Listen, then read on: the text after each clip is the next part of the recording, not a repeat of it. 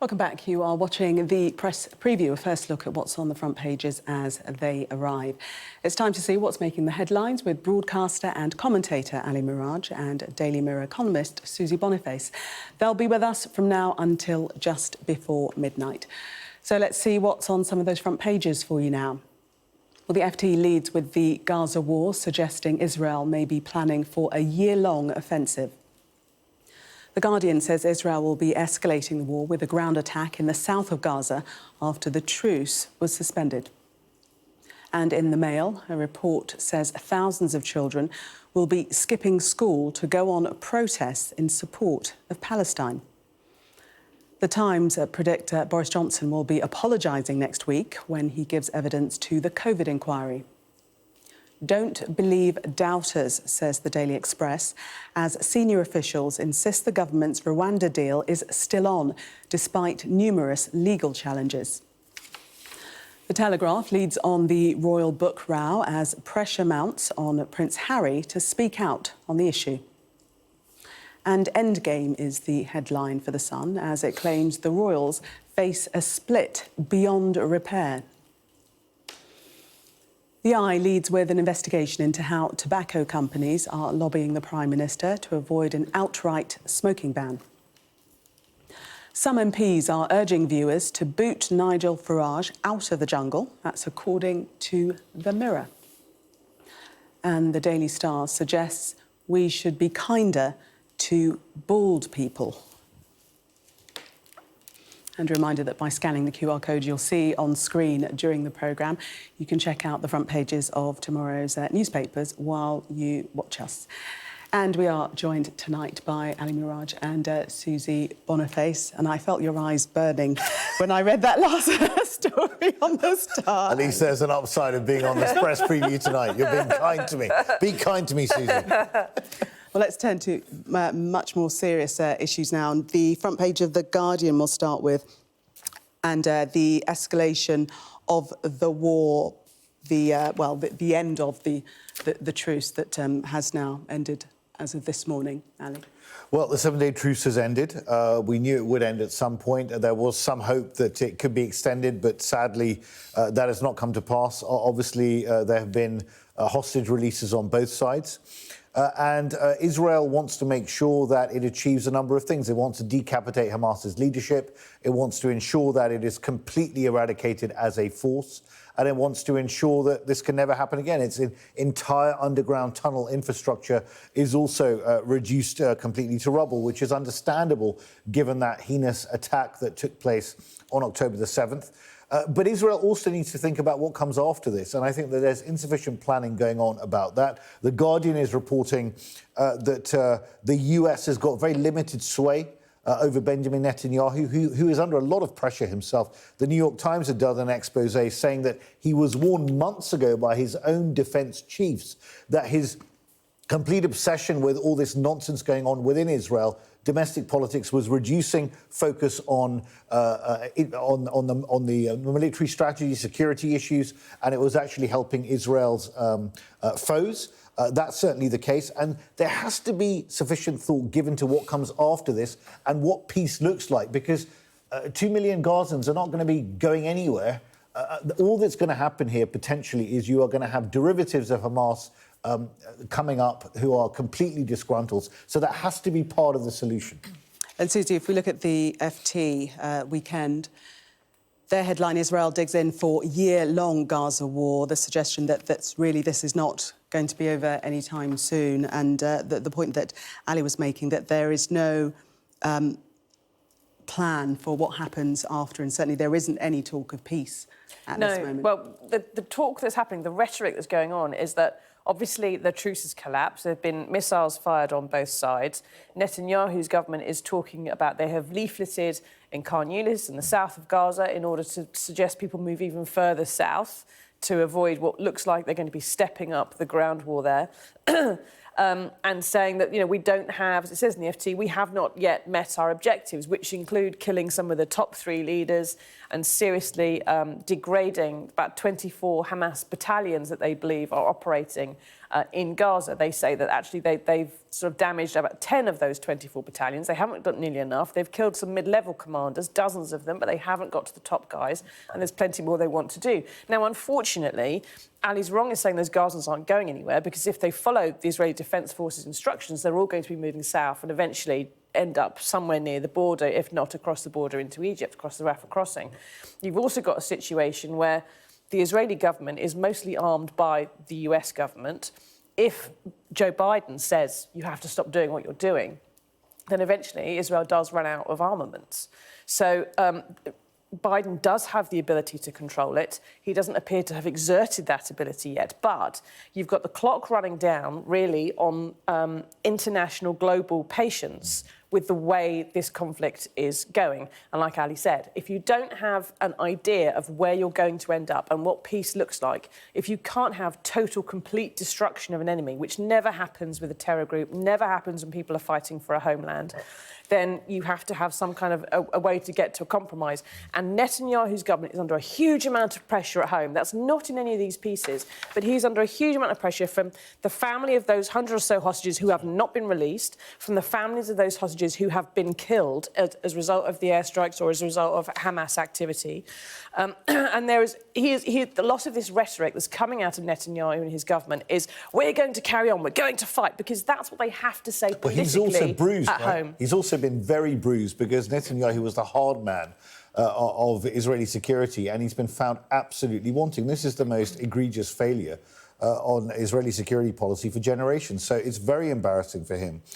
But I do think that Israel also has to be very careful in its use of language. You hear Eli Cohen, the defense minister, saying that the territory of Gaza will be reduced after this. And you look at what's happening in the West Bank with Palestinian farmers being moved on from their homes. Israel has to be very careful because it had the moral high ground, and it is absolutely right that it has a right to defend itself. But the manner in which it prosecutes that is also very important. And 15,000 people have already died who have had nothing to do with Hamas, quite frankly. And I do think Susie is absolutely right that international patience will wear thin. Mm-hmm. And that's what America has been impressing upon Israel, the manner in which... I mean, Israel's talking about we've got another year to go in Gaza before we hit all our objectives. There is no way the international community will stand this for a year. Let's have a look at the Times and the COVID inquiry. The headline there is from Boris Johnson, "My COVID decision saved lives." This is what he's expected to say to the inquiry next week. Well, he's going to be up in front of the COVID inquiry. We know that a number of people have already been up there, including a number of ministers. We had Matt Hancock as well. And Boris Johnson is essentially going to say that, with hindsight, they could have acted potentially a little bit quicker, I guess, than they could have. But he's not going to say that any of the lockdowns happened at the wrong time. He's going to completely defend that. He's also going to say that tensions at the heart of government were a good thing, that U-turn showed flexibility. I mean, some of the testimony that we've heard so far shows a completely dysfunctional government led by a prime minister that was utterly inept for this crisis. Now, let's cut the prime minister some slack, or the former PM some slack, that this was a once-in-a-100-year event. But he was not the right personality type to deal with it. So it's going to be trying to defend, trying to make sure that his legacy is not completely, utterly tarnished by all of this. But what people will remember is those parties going on in Downing Street when people were locked down, with the Queen at her own husband's funeral, abiding by the rules when people in Downing Street were partying. And also, I'll never forget this, just before the first lockdown happened, when he actually came on a podium and said, "You must be prepared to lose your loved ones before their time." I remember calling my mother straight away saying, "You shall not leave the house from this moment forward." I thought this guy's a complete nutter.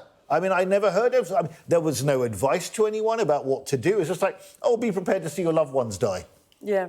Well, he's talking in here. I mean, seems to be... So before people appear at the COVID inquiry, they make a statement which gets published to the press in the days before. Now, it seems to be that the Times journalists have had an early sight of what Boris Johnson's statement is going to say. So it's very one-sided. It's all about his view of things. And a lot of stuff in here is, he is going to say, he is said to believe, all the rest of it, and a few quotes here and there.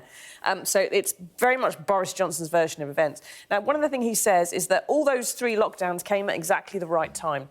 He also says that he The key date was February the 28th, 2020, when he became alarmed by the spread of the virus and realised that a lockdown was going to happen.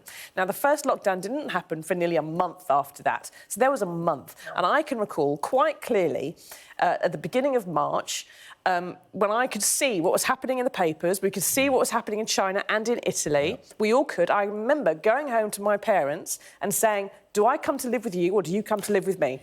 Because we decided to bubble before that was a word. I decided I wasn't coming into London because that was the place where I'd get the infection and bring it home.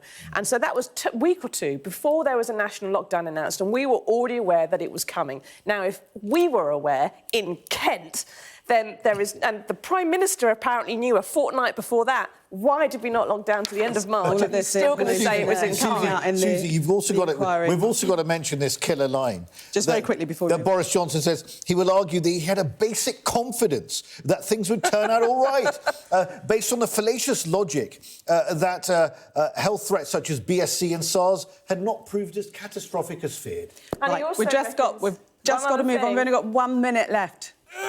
Very, very quickly. He says that people would have gone against the advice and would have the rule the region are mucking about. They wouldn't have stuck with the rules and everything. But it was Barnard Castle that meant people lost faith in the government and what happened there. Right.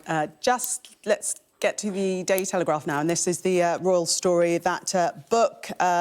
Telegraph suggesting that the pressure is now on Harry to actually speak out. Ali.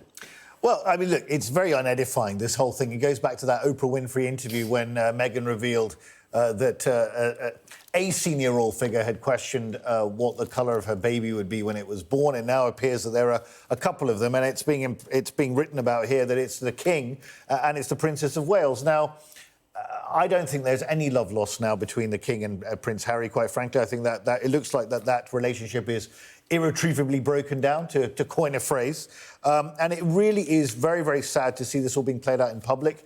Is it racist to wonder about what a kid would look like? I don't know. They were probably saying, is he going to be ginger? And who hasn't asked questions like that? That's the real story. Susie and Ali, thank you very much for the moment. We are going to take a break coming up.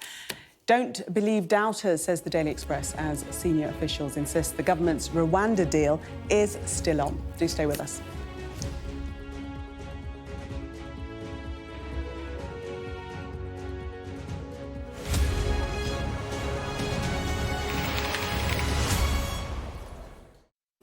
Welcome back. You are watching the press preview. Still with me, broadcaster and commentator Ali Miraj and the Daily Mirror columnist Susie Boniface. Let's have a look at the front page of the Daily Express and the Rwanda story back in the news. Don't believe the doubters. Rwanda migrant deal is on. Who is saying this, and how do we know it to be true, Ali? Well, I mean, this is a spokesperson for the Rwandan government has vowed to fight baseless criticism of its asylum system. And obviously the mood music coming out of Number 10, or the briefings, are that they are going to go full steam ahead and try and get this Rwanda plan off the ground. But I never thought I'd come on the press preview and quote Elvis. But frankly, I think it's a little less conversation, a little more action, please, because we keep hearing this nonsense from this government about the fact that it marches us all the way up the hill, like the Grand Old Duke of York, and all the way back down again. It never, ever delivers. Now, the Supreme Court, this has been going on in the courts for the best part of a year, the Supreme Court banged this to rights. It said, look, we're not comfortable that Rwanda is a safe country. We're not comfortable that people are not going to be actually sent back to their countries of origin and potentially facing persecution. This is out of order. But it's not only withdrawing from the European Convention on Human Rights, which is now the new silver bullet that Robert Jenrick and others are pointing to. We also are members of international conventions like the UN Refugee Convention. There's international law at stake here. So I do not think a single plane is going to take off before the next election with anyone going to Rwanda anytime soon. It's a very expensive policy. I was willing to give it the benefit of the doubt. I really was. I was behind it. But it's time to just call it quits. It's not going to work. Well, speaking in Dubai, even as he's at COP, Rishi Sunak saying that the Rwanda plan was crucial to solving the migrant crisis, but refused to say whether he was willing to take the most extreme measures in order to push the plan through. Well, one would have thought that one extreme measure to solving the migrant crisis might be talking to the Greek Prime Minister, who happens to know quite a lot more about and is closer to the migrant crisis than Rishi Sunak. But obviously, he wasn't prepared to go that far. The problem with the Rwanda plan, and what you've got here, they're talking about, as Ali says, being able to ignore the European Convention on Human Rights or perhaps the Human Rights Act, is the fact that in order to do... Firstly, if you do that, a load of our post-Brexit trade deals are going to collapse because they are predicated upon the fact that we share certain similarities with the countries that we do those deals with. And if suddenly we start regressing in terms of human rights, those deals get rewritten or collapse, and that's that. The other thing is that although there are about 20 MPs in the very sort of noisy, common-sense group end of the Conservative Party who really want the Rwanda plan, who really want to withdraw human rights from refugees and so on, there's about 110 MPs who are in the One Nation caucus, who are a little bit more moderate and who will never, under any circumstances, vote for legislation which would withdraw any part of Britain or British processes from the Human Rights Act or the European Convention on Human Rights. And so if Rishi Sunak really wants to push for this, to say, I want to withdraw the right of judicial review, I want to withdraw human rights, his own government will collapse. I'll predict it right here and right now. If he goes for this Rwanda plan and has to make it happen, he will have such a massive rebellion on his hand from 110 of his own MPs, probably, or somewhere near that number, that he would find that his government collapses and he has to go to the government country. you're predicting tonight. Yes. We've just got 1 minute, Ali. We want to get to the King's tie. This is in the Isn't it Guardian. awful? I think he looks very dapper. This story. I think King Charles, his tailoring is always immaculate. I think he looks very dapper. Obviously, it's a Greek flag on the tie. There's been a whole row going on about this refusal of Rishi Sunak to meet the Greek Prime Minister over the Elgin marbles or the Parthenon sculptures, call it what you will. I think that was very bad on Rishi Sunak's part because this isn't playground politics. You've got to be an international statesman. Sometimes you have to meet people and have these conversations behind closed doors. The Greeks, they've been going on about the Elgin marbles for decades. It's not a new thing. 200 years or so. Well, exactly. But Very quickly, just the King know exactly what he was doing. he knew exactly what he was doing, but can I just say, as a photosensitive epileptic, it really strobes. And I wish that it wasn't sort of being flashed up in my face all the time. Look away, Susie. Susie and Ali, thanks so much.